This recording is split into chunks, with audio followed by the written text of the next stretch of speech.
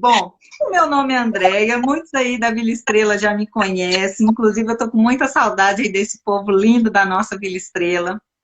E é, tive essa trajetória aí, depois passei por outras escolas, por outras UMEIs, né? Eu sou formada em pedagogia, depois fui por outros caminhos, né? Trabalhei como coordenadora de projetos do governo federal, passei por outras escolas, passei no concurso da prefeitura, passei por um monte de UMEI. E agora, hoje, eu estou aqui em Portugal, moro aqui agora em Portugal, e depois fiz algumas formações também em coaching, desenvolvimento pessoal, e estou nessa jornada, né, do desenvolvimento pessoal, sempre estudando, sempre crescendo, mas a minha intenção é me aprofundar muito mesmo, Adriana, em neurociência, nessas questões ligadas à aprendizagem, a essas questões ligadas ao desenvolvimento humano, ao comportamento humano, que é isso que eu gosto, isso me dá muito prazer, e eu acredito que essa turma que está aqui vendo com a gente também é um pessoal que gosta de desenvolvimento, de aprendizagem, e vamos lá. Já tinhas falado um pouquinho sobre ti, Adriana, para quem não te conhece aí na live? Então deixa eu falar um pouquinho, né, da minha trajetória. Bem, sou formada em pedagogia, fiz um curso, uma pós-graduação em psicopedagogia, fiz outra pós em avaliação neuropsicológica, estou na educação tem uns 12 anos, gosto muito de estudar, de aprender coisas novas, né? E já passei por todas as etapas da educação, agora só falta EJA, né? Já fiquei do berçário até o 5º ano, coordenação, agora eu estou na direção. E eu tenho vontade futuramente de ir trabalhar também na EJA, né? Eu trabalho na e-mail Vila Estrela desde a sua inauguração, em 2014. Nós nos conhecemos lá, né, Andréia? Sim. E é isso aí, né? A gente tem que estar sempre aberto a mudanças, sempre aberto a aprender cada vez mais, e isso faz parte mesmo, né? Então, eu vou começar a falar um pouquinho sobre a diferença entre o medo e a ansiedade. Lembrando que é importante que você fique até o final dessa live, porque você vai ter, claro que assim, o tema é bem abrangente, mas você vai entender um pouco desses medos, e depois a gente vai falar como que pode, com os sintomas também desses medos. Então você começa aí, ó, vamos nos comunicar pelos comentários, se você tem ou não tem esses sintomas, né? Então vamos ficar até o final, que aí no final a gente faz um fechamento sobre como poder superar, né? Como podemos fazer isso? Primeiramente, qual a diferença? Todo mundo pensa assim, medo, ansiedade, tudo é a mesma coisa. Não. O medo e a ansiedade, eles são emoções. Então, a partir de agora, você vai encarar isso. Você vai, toda vez que alguém falar assim, estou com medo, nossa, eu sou ansiosa, não são sinônimos, eles não são os mesmos sentimentos. Então, a partir de agora, você vai entender que o medo, o que é o medo? O medo é a ameaça concreta. Então, você tem uma ameaça concreta, é do presente. Já a ansiedade, ela é relativa ao futuro. Então, você vai classificar o medo como algo concreto e a ansiedade como algo que não é concreto, mas que ela pode estar presente junto com o medo. Então, tanto o medo como a ansiedade, se a gente falar sobre o nosso corpo, eles estão no mesmo lugar, dentro do cérebro. Eles ficam na amígdala. Estou falando da amígdala do pescoço, não, tá, gente? O que é a amígdala? Vamos pensar, o que é a amígdala? A amígdala são conjuntos de neurônios, que aí viram uma massinha, e essa massinha é do tamanho de uma amêndoa, e lá ela tem a função de quê? De preservação, de tomadas de decisão. O ser humano, ele vai ter tomadas de decisões, emoções, tudo vindas da amígdala, que é essa massa cerebral, que nós temos dentro do cérebro, que vai fazer o quê? A questão, vai trabalhar a sobrevivência, o instinto de sobrevivência e o instinto de segurança. Então, tanto a ansiedade como o medo são emoções que estão dentro das amígdalas, e que tem a função de quê? De preservação e segurança. Vou dar um exemplo. Eu acho melhor assim, dar um exemplo, que aí a gente, né, consegue compreender melhor. Medo.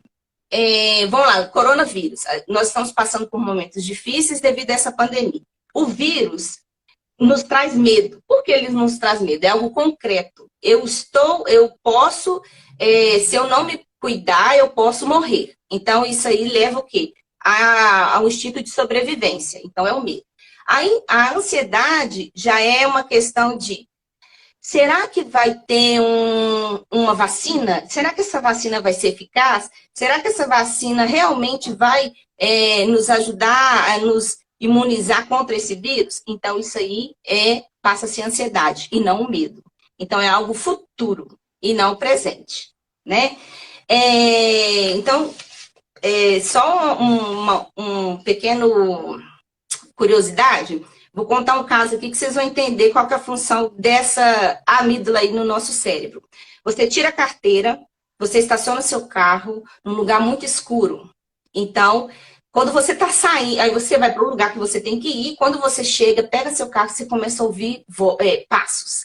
Aí você sai correndo, entra no carro, não quer nem saber. Então, qual que é a função? Aí vem a função que eu falei com vocês dessa parte, dessa estrutura localizada no cérebro, que é a amígdala. Que aí você vai ter o medo do escuro, que aí entra a preservação da vida, aí vai entrar o medo de uma pessoa estranha, que aí entra também a questão da sobrevivência, e entra a ansiedade, e entra também a questão do fugir. Essa questão de fugir faz parte também dessa parte do cérebro de fugir. O medo te faz fugir. Muitas vezes a ansiedade te faz ficar estagnado, parado. Né? Então, é bom a gente falar um pouquinho sobre isso, para vocês entenderem também até cientificamente, né, sobre isso. E mais o medo, a gente pensa assim, o medo, ele só traz coisas ruins. Não, ele traz coisas boas. Por exemplo, um banhista, ele sabe muito bem nadar, mas ele vai ter medo de adentrar ao mar, porque ele vai falar assim: não vou lá no fundo, não, porque eu posso morrer afogado, mesmo ele sabendo que ele sabe nadar. Então, o medo é ruim quando ele é excessivo, mas o medo é bom quando te traz preservação da vida e segurança, né? Então, para finalizar, que eu já vou passar para a Andréia, mas aí alguém pode perguntar assim: o que o medo pode trazer de bom? Eu já falei, a segurança e a sobrevivência. Mas o medo também pode inspirar as pessoas. Vou dar um exemplo. Assim, não muito tempo atrás, eu gostava muito, quando eu era adolescente, eu gostava muito de ir no parque, e ir na roda gigante, e também na montanha-russa. Eu tinha muito medo, era um medo, assim, insuportável, mas eu gostava de ir. Era assim, como que eu tenho medo e eu gosto de ir? Aí a gente pode explicar isso cientificamente. A gente gosta, às vezes, do perigo, porque ele libera substâncias. Exemplo, adrenalina, que ela vai te dar a sensação de bem-estar, de prazer, uma sensação boa. Então, é nessa sensação que eu vou dar 2 exemplos, e aí já passo para a Andréia, viu, Andréia? De coisas boas que veio do medo. Uma delas, não sei se vocês conhecem, mas eu creio que vocês conhecem com certeza, é a Quinta Sinfonia de Beethoven. Né? Dizem que quando Beethoven, né, ele escreveu essa Quinta Sinfonia, ele teve algo muito ruim, um medo muito intenso que inspirou ele a escrever essa sinfonia. Então, dizem que quando ele estava escrevendo, ele pensou assim: e se a morte batesse na porta do homem? Qual a sensação que ele teria? Então, ele começou a compor, através o medo da morte, essa sinfonia que é extremamente conhecida por todos, acho que todos nós, né? Então, a gente também, uma outra obra de arte que foi baseada no medo, que é super interessante, até vocês saberem, depois procurarem, né, mais e mais, saber um pouquinho, foi a obra O Grito. Não sei se vocês lembram, tem até os emojis que fazem assim, o grito, né? O grito, quem pintou foi o Munch. E aquele retrato, o desenho, né, do bonequinho assim, nada mais é do que o próprio Munch. É o desenho dele, é um autorretrato dele. Então ele gostava muito de escrever. Ele amava escrever. E em um dos seus diários, ele escreveu assim que ele estava caminhando, e durante esse caminho, estava ele e os dois amigos caminhando, né? E nesse caminho, e já estava o pôr do sol, já estava o fim da tarde, ele para e começa a sentir um medo angustiante, ele não consegue expressar. Provavelmente pode ter sido uma crise de ansiedade, um pânico, mas ele não relata o que seria, não. Mas ele fala de um medo extremo. E esse medo, ele para, ele olha para o céu, ele falou que vê o céu todo em fogo, parecia que tinha um fogo, e ele ouve um grito. E aí o grito, ele fala que esse grito é o grito da natureza. Então aí depois disso ele vai e começa a pintar. Esse quadro teve várias versões, né? Mas assim, todo mundo conhece o grito de Munch, e ele baseou-se na sensação de medo dele. Né? Então, assim, o medo, todos nós temos medo. Crianças têm medo, adultos têm medo, idosos têm medo, todos nós temos medo. Até mesmo Jesus teve medo, né, Andréia? Então, assim, todos nós temos medo e é algo comum. Quando isso passa a ser exagerado, né, aí tem que, né, querendo ou não, tem que fazer um tratamento, buscar ajuda.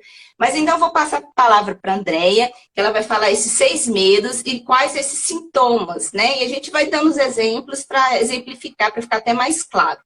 É com você, Andréia. Tá bem, obrigada aí pela super introdução.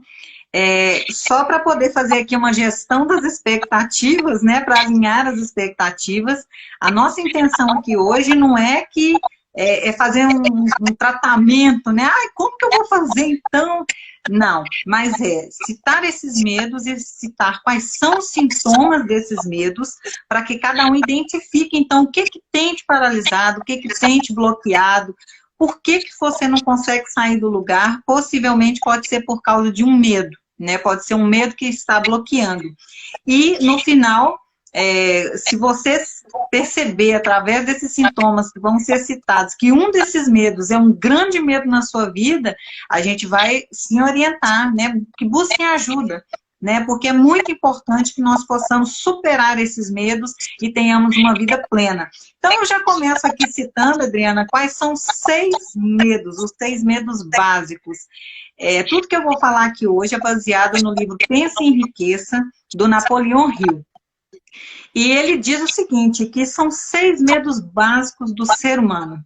É o medo da pobreza, o medo da crítica, o medo da saúde precária, o medo do amor perdido, o medo da velhice e o medo da morte. E aí eu vou passar um por um e vamos aqui citar os sintomas para que, de fato, nós possamos sair daqui, pelo menos com essa consciência, com essa tomada de consciência de quais são os medos que têm nos afligido. Primeiro eu quero deixar aqui claro que tem apenas uma coisa que nós podemos controlar. Quem chuta que coisa é essa? Quem pode escrever aí nos comentários qual que é a única coisa que o ser humano consegue controlar? Vamos ver se alguém acerta, Adriana. Só tem uma coisa que o ser humano consegue controlar. Essa coisa se chama pensamento. A única coisa que o ser humano pode controlar é o seu próprio pensamento. E é muito importante a gente ter clareza disso, porque a gente não controla o tempo, a gente não controla a hora da morte, a gente não controla desastres, né, naturais ou desastres coletivos, como aconteceu agora e todo mundo ficou em pânico, né, por causa da pandemia. Nós não controlamos nada externo. A única coisa que nós conseguimos controlar é a nossa própria mente. São os nossos próprios pensamentos. E isso tem tudo a ver com o medo. Porque a única forma de eu vencer o medo é através do meu pensamento. É através da forma como eu vejo o mundo, como eu me alinho com o mundo. E nós vamos começar falando do medo que foi destacado como o pior de todos. Ixi, Adriana, será que alguém vai passar aqui nisso? Oh, Jesus! Esse foi considerado o maior de todos os medos. E esse é o medo da pobreza. Quem é que achou que era o medo da morte? Muita gente acha que o maior medo é o medo da morte. Não é, gente. O maior medo é o medo da pobreza. E por que é o medo da pobreza? Quando a gente pensa muito uma coisa, isso tende a se revestir naquele seu equivalente físico, né? E aí, o que acontece? Se você exige riquezas, né, geralmente a gente tem que determinar e ser bem específico. Aí a gente tem até um método que se chama SMART, que é para você especificar qual que é o alvo que você quer alcançar, né? Então, se eu quero comprar uma casa, eu tenho que especificar que casa que é essa. E muitas vezes,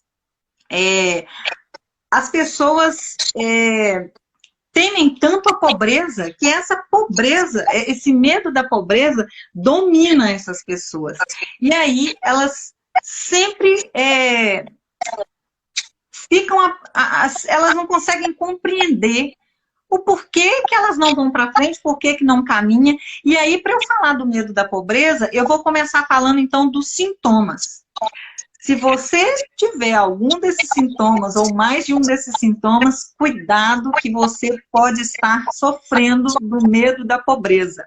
O primeiro desses sintomas é indiferença. André, que indiferença que é essa? Essa indiferença é aquela pessoa que tem a falta de ambição. Sabe aquela pessoa que tanto faz, não tem alvo nenhum, não tem meta nenhuma, tanto faz, tanto fez. E tem umas que ainda falam assim, foi Deus que quis assim. E aí elas não plantam nada e, por consequência, não colhem nada. Então, a indiferença pela vida, pela forma como as coisas acontecem, é um dos sintomas do medo da pobreza. Ela tem tanto medo da pobreza que ela não faz nada para sair daquele lugar onde ela está, daquela forma como está. Depois, indecisão.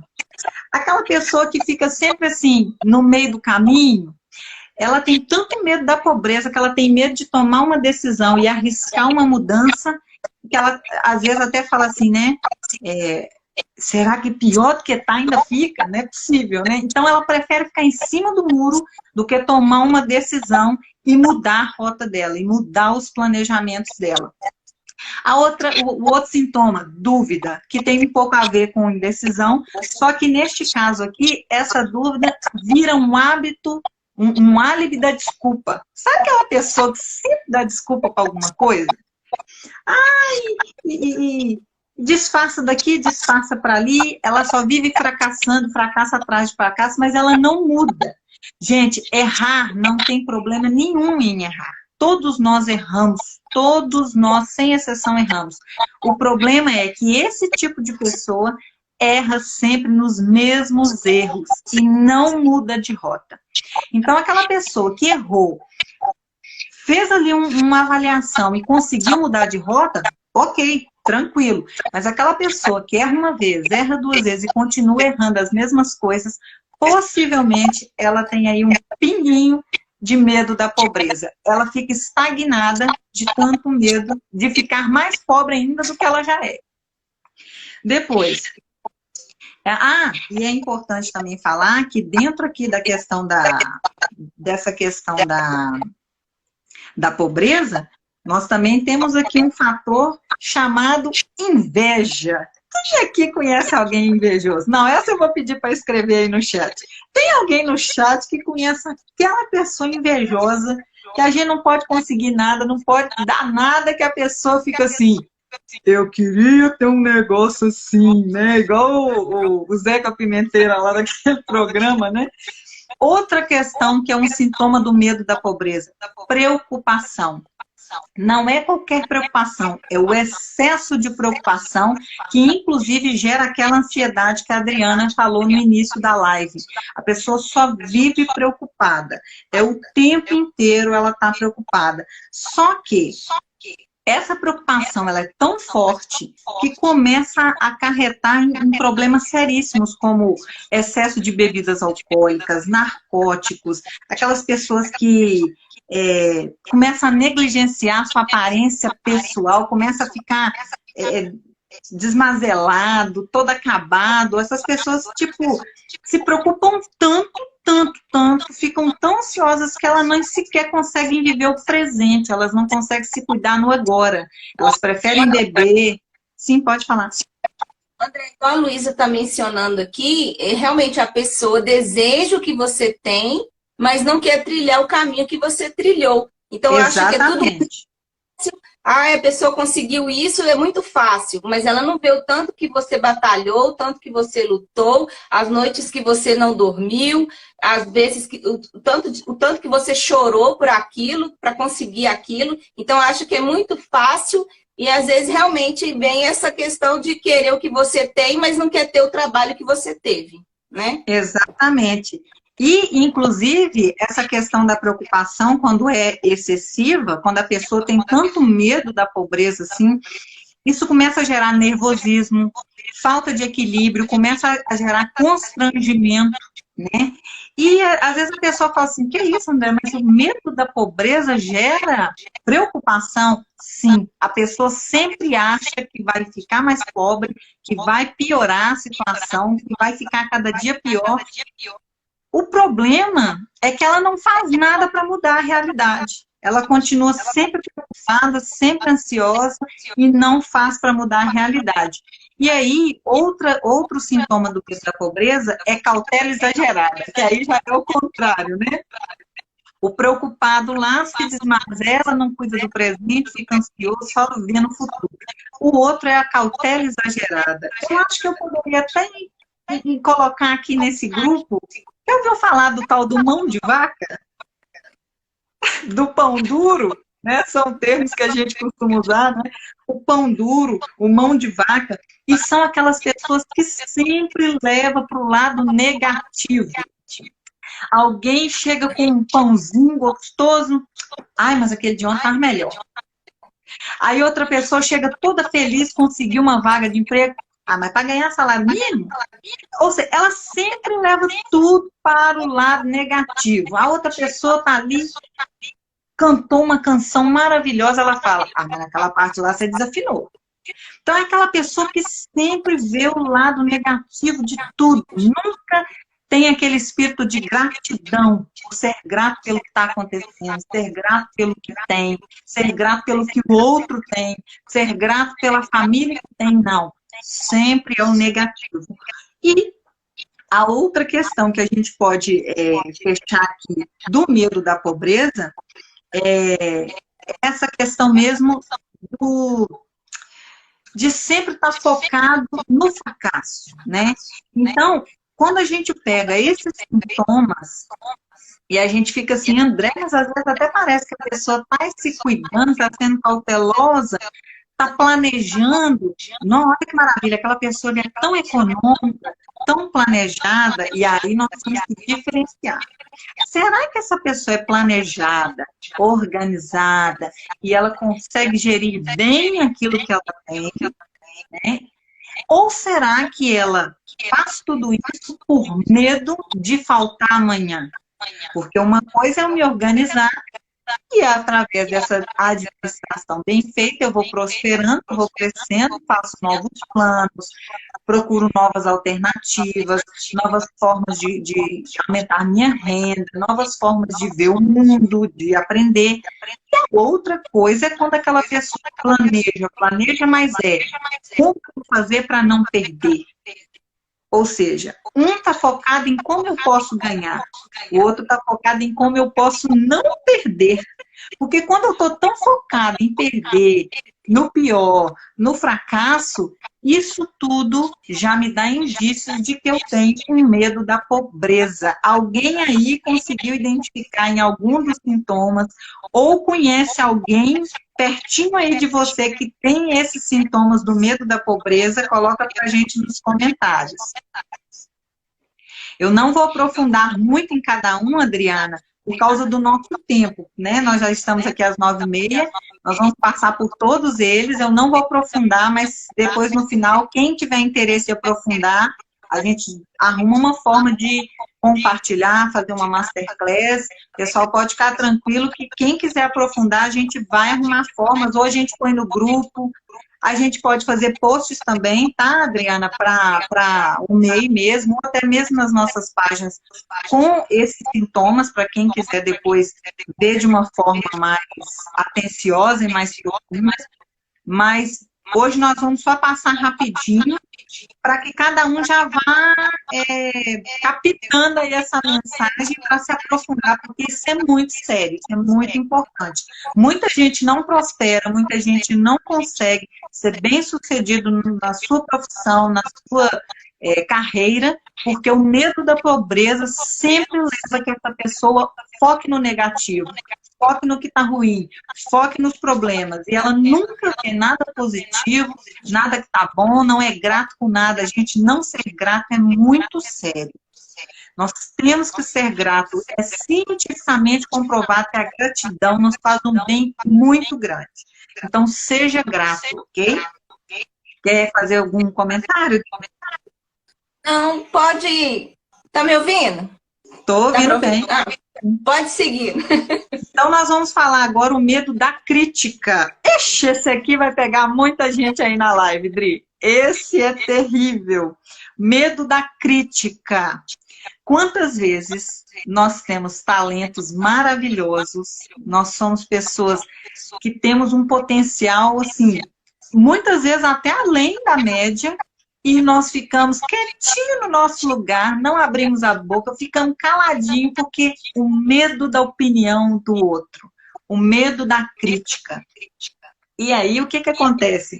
Esse medo da crítica, de certa forma, ele vem até de uma herança genética, né? Porque, desde sempre, um critica o outro, né? Um quer colocar o outro para baixo. Desde que o mundo é mundo, a crítica existe, né? Então, muitas vezes, o medo da crítica rouba a iniciativa do homem, né? Da mulher, do homem. Rouba nosso poder de imaginação.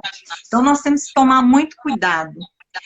É claro, uma coisa é eu analisar e falar, André, aquilo que você fez ontem não foi legal, você pode melhorar. E aí eu trabalho e melhoro, eu cresço, eu aprendo, porque eu fiz uma autoanálise e cheguei à conclusão que eu consigo muito mais do que aquilo.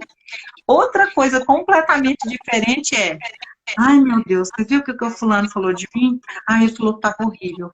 Ai, Senhor, então não vou fazer mais não, porque esse tá horrível. Ai, eu sou péssima. Ou seja, uma pessoa criticou e ela colocou abaixo todo o trabalho que ela fez durante muitos dias. Ela se preparou, ela se capacitou, fez curso.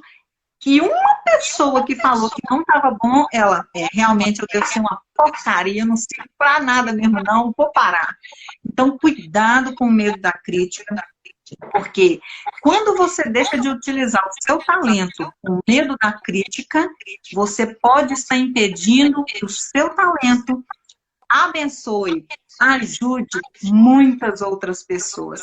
Então, se você fica paralisado por medo da crítica, não é só problema seu, não. É problema de todas as pessoas que você poderia ajudar e não está ajudando com tanto medo da opinião dos outros. Se alguém vier falar, eu até falei com a Adriana que eu estou seguindo um mentor, e ele gosta muito de falar assim, vai cuidar da sua vida. Se alguém vier de forma sábia, porque há críticas que são para o nosso crescimento. São aquelas críticas assim, olha, isso aqui, se você fizer assim um ajustezinho, vai ficar top. Você vê que aquela pessoa está ali torcendo, né? Agora tem crítica que você vê que a pessoa nem sabe o que está falando, e aí a gente fala de levinho, com carinho, com amor. Vai cuidar da sua vida? Eu vou cuidar da minha vida. Com todo amor, tá, gente? Não seja grosseiro. Com carinho, todo amor. Vai cuidar da sua vida? Por quê? Não vamos nos deixar paralisar pelo medo da crítica. E agora eu vou para a parte, Adriana. Sim, pode falar? Esse medo da crítica, eu sofria muito esse medo da crítica, porque eu tinha medo de tudo, o que os outros iam pensar. Então, eu pensava assim, por exemplo, amamentei o Joaquim, meu filho, até 1 ano e 2 meses. Amamentei a Alice até 1 ano e 7 meses. Mas eu ficava com sentimento de culpa, mesmo sabendo que a amamentação é algo bom, né, para o desenvolvimento da criança.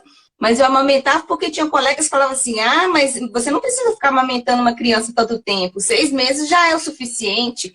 Isso aí já é superstições, esse é o seu prazer, é você que quer, entendeu? Então, assim, eu sofri muito com críticas, mas eu consegui vencer essa crítica, por exemplo, da amamentação, não ouvindo, falando assim, não, eu vou ler, eu vou estudar, eu vou ver o que é importante, e realmente é importante amamentar até os 2 anos, ou mais.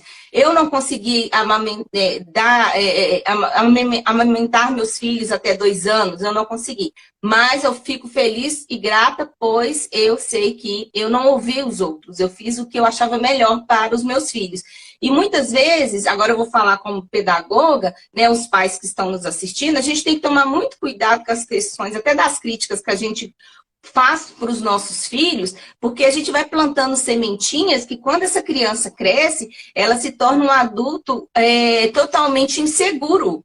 Né? Então, vou dar um exemplo. Às vezes você faz comparações. Nossa, Joãozinho, a sua prima Ninha, ela já consegue ler com 6 anos, você já vai fazer 6 anos e meio e não consegue. O que está acontecendo? Você é inteligente, você é capaz, mas você não está conseguindo.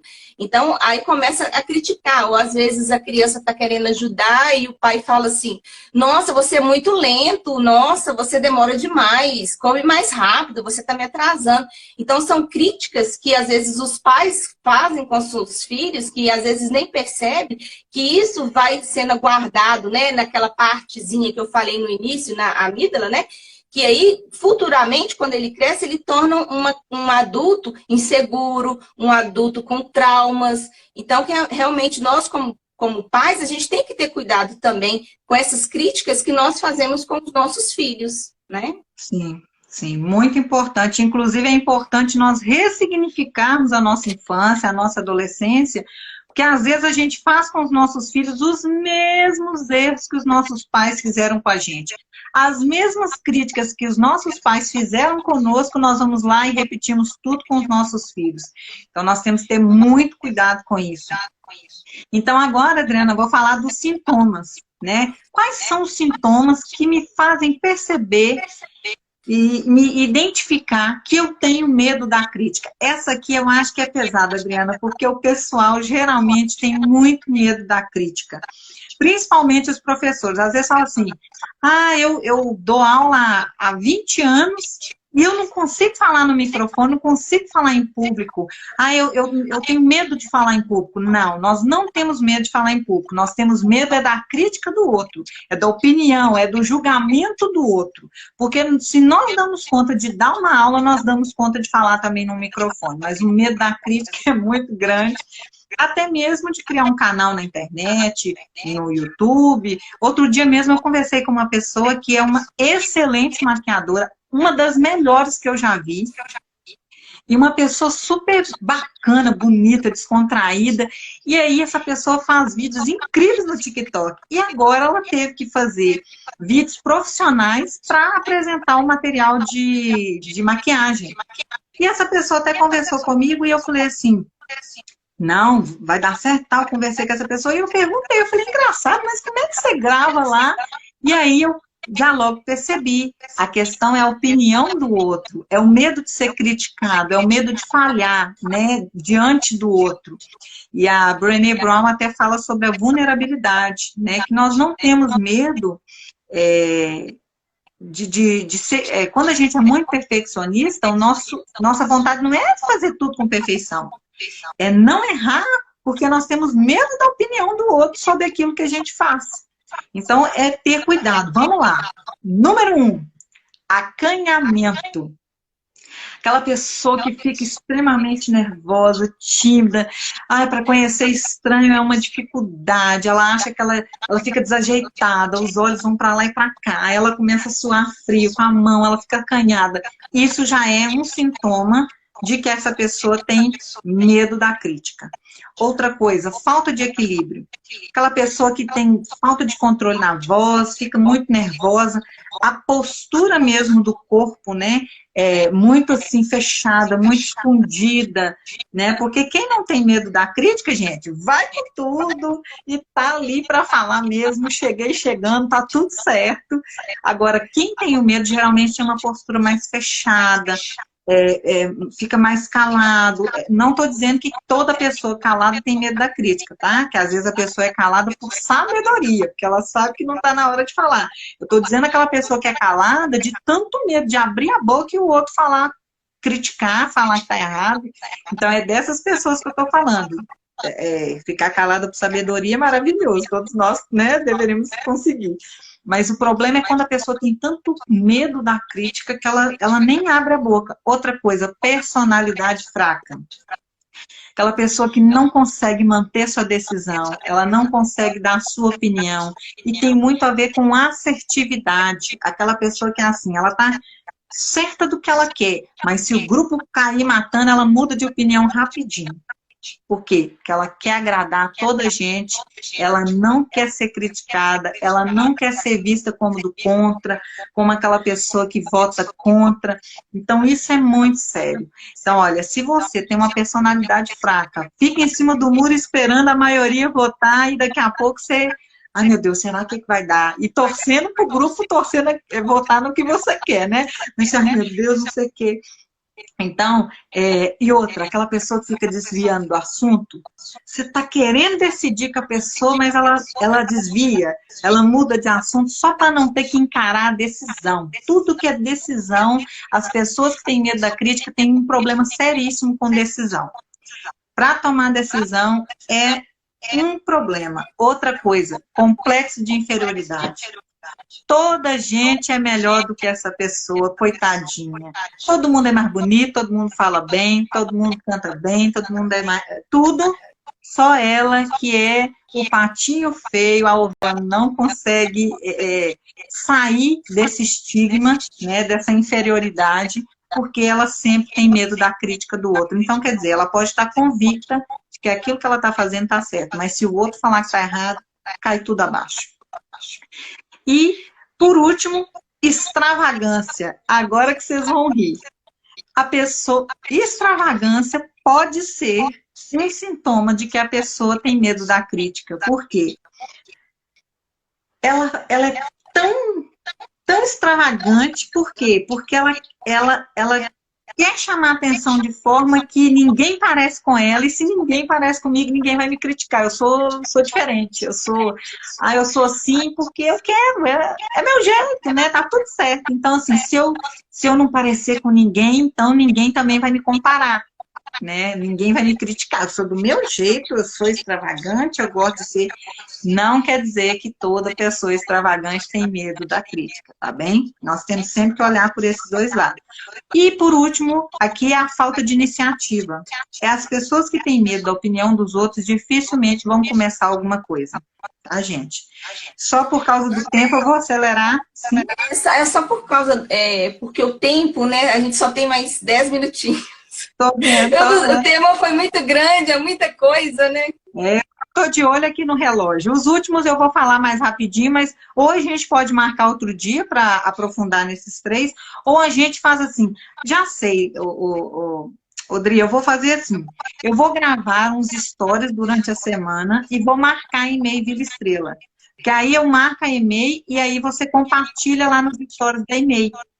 E aí eu falo de uma forma mais devagar, mais aprofundada, e aí quem quiser ver os stories do e-mail consegue ver os sintomas, consegue ver tudo. A gente vai fazendo devagarinho durante a semana, na outra semana, porque são muitas coisas, né? Ou então vamos fazer o seguinte, a gente faz a live parte 2.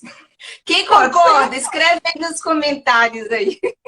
Quem concorda, a live parte 2, sobre o medo. Aí a gente foca, são 6, a gente foca nos 3 e a gente marca outro dia e fala os outros 3. Aí é uma oportunidade também das pessoas estarem convidando amigos. Quem concorda, faz um joinha aí, ó. Pode ser. Por favor. Ó, então nós já falamos do medo da pobreza, nós falamos o medo da pobreza, o medo da crítica, e agora eu vou falar o medo da saúde precária. Então, a gente completa esses 3 e deixa os outros 3 para... Só para finalizar o medo da crítica, você tá falando, mas assim, eu me encaixo muito nesse medo da crítica. Eu não tenho vergonha de assumir, sabe? Eu acho assim, que a gente tem que tomar essa posição.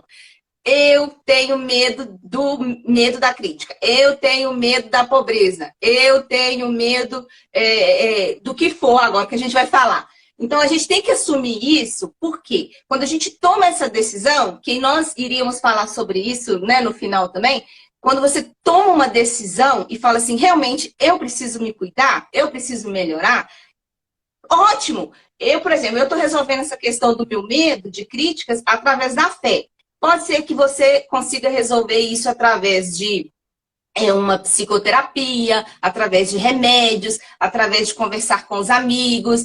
Eu estou melhorando isso em mim a partir da questão da fé.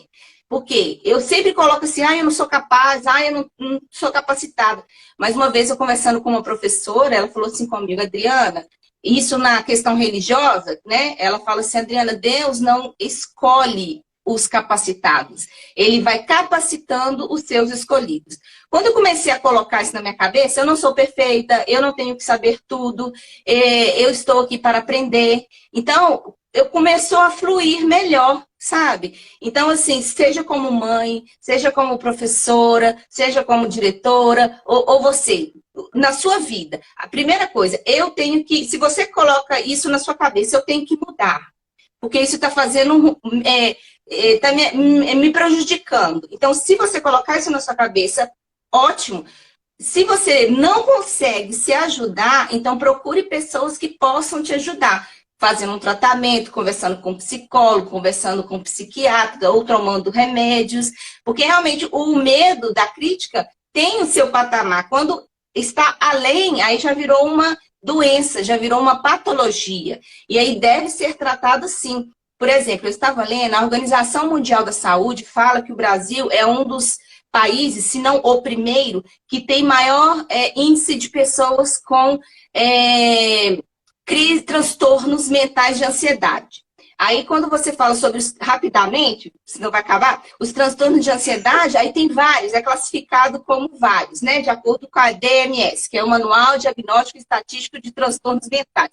Isso é um documento, um manual usado pelo pessoal da saúde, pelos profissionais da saúde.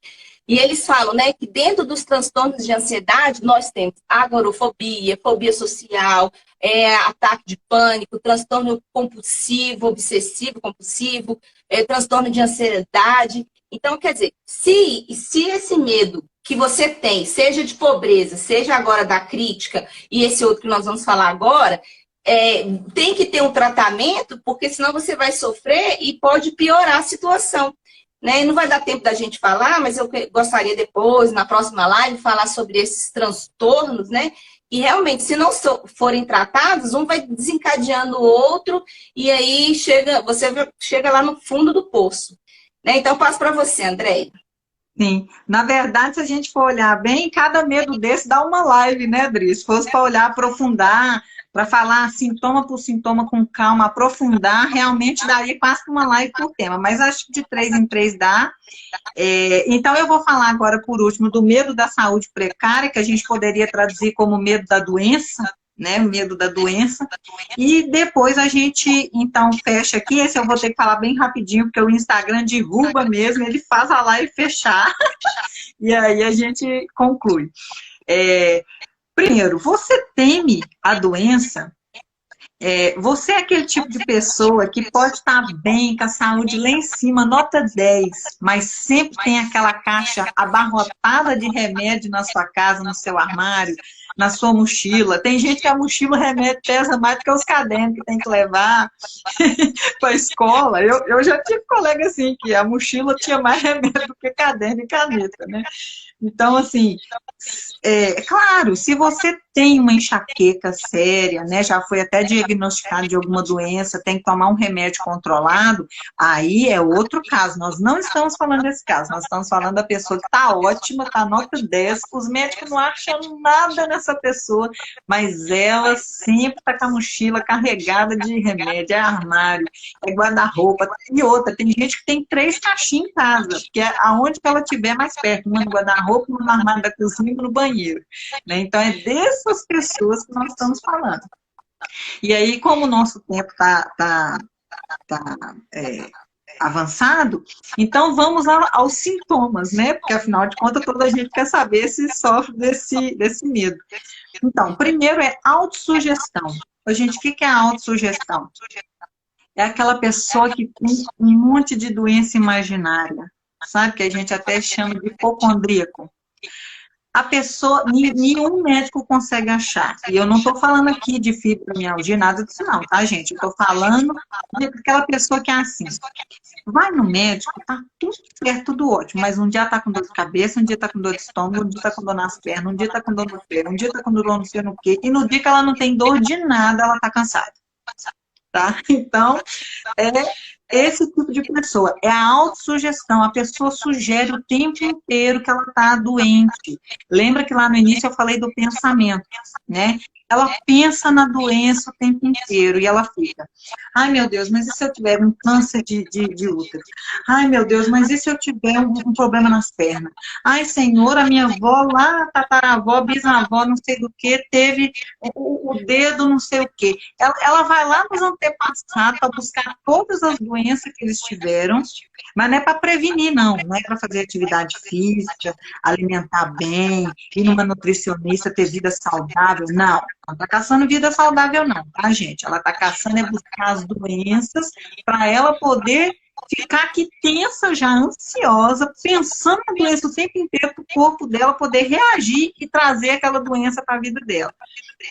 Segundo, hipocondria, que eu já falei, a hipocondria é um dos sintomas de que a pessoa tem o medo da doença.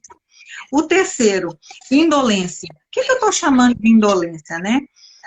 É aquela pessoa que, às vezes, não faz os exercícios físicos, não se alimenta bem, só come porcaria o dia inteiro, é sedentário, e aí essa pessoa começa a desenvolver excesso de peso, não gosta mais de ter uma vida ao ar livre, por exemplo, ou seja, essa indolência se trata de uma negligência, né, do que a pessoa ela não se cuida. A pessoa não se cuida, vai se deixando levar, né? E daqui a pouco realmente ela fica doente, né? Porque ela tem tanto medo da doença que ela não se cuida para não ficar doente. Depois, aí aqui eu já entraria no outro. Nós vamos ter que parar, porque ainda faltam 3. E só faltam aqui 6 minutinhos para a live acabar. Então, nós vamos aqui ver só se alguém tem alguma pergunta, Adriana, porque aí, desses 3 temas que a gente já falou, nesses minutinhos ainda dá para responder uma pergunta. E aí, a gente fecha com esses 3, lembrando, a gente falou sobre o medo da pobreza, medo Tem sim, tem uma pergunta. O medo está sempre associado a uma experiência ruim, Andréia?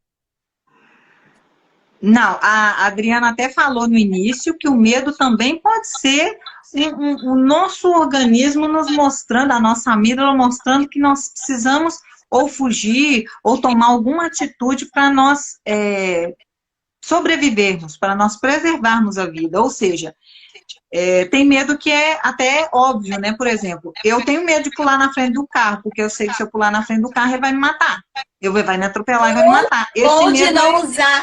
Ou de não usar máscara, nem lavar as mãos, passar álcool em gel, porque a gente sabe que pode pegar o coronavírus. Exatamente. Ou seja, né? Tem medo que é preservação da vida, que é preservação, é sobrevivência, né? Então, eu não vou pular de um penhasco, porque eu sei que se eu pular, eu vou morrer. Né? André, então, assim, deixa eu falar rapidamente um exemplo desse último para a gente fechar, senão vai dar tempo, sobre a questão da saúde precária. Foi um fato real, uma senhora, ela já é falecida, essa senhora, ela tomava de tudo para ela falava que queria morrer com estilo, entendeu? Ela queria não ter nenhuma doença. Então, ela espirrava, ela tinha um remédio, dor de cabeça, ela tinha um remédio. E ela pediu para o esposo fazer para ela um plano funerário e pediu para um lote no cemitério. E todos os meses dava dinheiro para esse esposo, para ele pagar. E ele pagava, tudo bem. Certo dia ela morreu. E aí a família foi enterrá-la nesse cemitério que o esposo tinha comprado. Quando chegou para o esposo, a família, os filhos, e aí? Qual é o cemitério, papai? Não, eu gastava dinheiro com bebida. Eu pensava que ela estava com pensamentos que não tinham nada a ver. resumindo, ela foi enterrada no cemitério público. Então, isso aí vai entrar também os sintomas, né, que você vai falando sobre a questão do medo da saúde, né, da falta da saúde, né? É rapidinho, um caso que aconteceu realmente, mas que tem a ver com essa questão do medo de morrer por causa de uma doença e acaba... Olha, e a gente programou, quando a gente preparou a live, a gente programou de no finalzinho da live, a gente dá pistas, a gente dá dicas de como vencer os medos, só que não vai dar tempo hoje, Dri, vai ter que ficar para a próxima.